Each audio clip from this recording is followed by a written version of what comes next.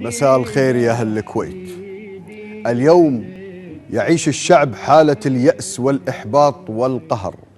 طبعا لا يدخل ذلك ضمن تجار المال السياسي، والكل يسأل ليش حال البلد من أسوأ إلى أسوأ، وحكومة لا ترى لا تسمع لا تتكلم، وبعض نواب الأمة ما هم إلا بياعين كلام ورجوزات أمام المعازيب والأعمام. وأصبح معظم مسؤولين الدولة لا هم لهم إلا تقبيل عم الكرسي والسجود والعبادة للمنصب الحكومي، فضاعت الهيبة وضاعت المرجلة وضاع حب الوطن، وتبخرت مبادئ الأخلاق والأمانة، فحلت مكانها الجنبزة والنفاق السياسي. كم أتمنى اليوم أن يكون لدينا رئيس مجلس الوزراء من يحمل صفات سمو الرئيس الشيخ محمد بن راشد حاكم دبي، ورئيس مجلس الوزراء أن يأتي ويدير مجلس الوزراء عندنا حتى ترجع الهيبة ويرجع القرار الحاسم ويطرد كل مسؤول أفاك ظالم للشعب. كم أتمنى أن يرأس مجلس الوزراء من هو في هيبة محمد بن راشد الذي يخاف منه كل مسؤول شيطان، والقرار الخايب ما يوقف قدام صاحب المرجلة والعز محمد بن راشد الذي وضع الرؤية لبلاده وأنجز دبي العالمية الجميلة التي لا تنافسها أي دولة في الخليج.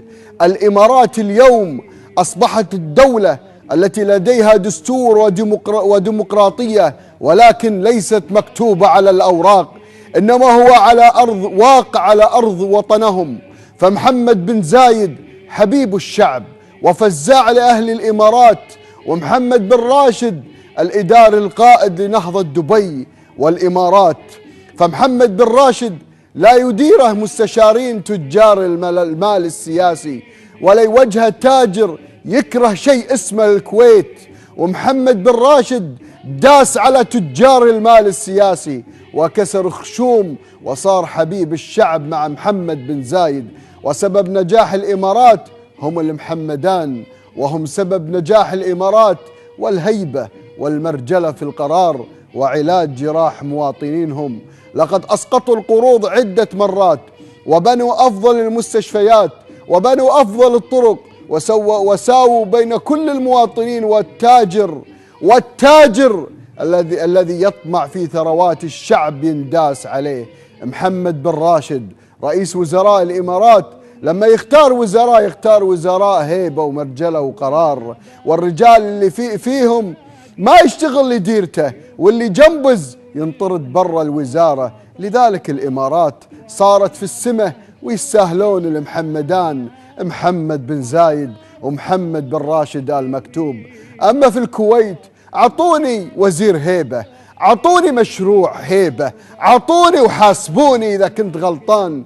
يا حسافة على بلد بناها الآباء والأجداد، توصل إلى مرحلة الذي يدير التخطيط في زمن.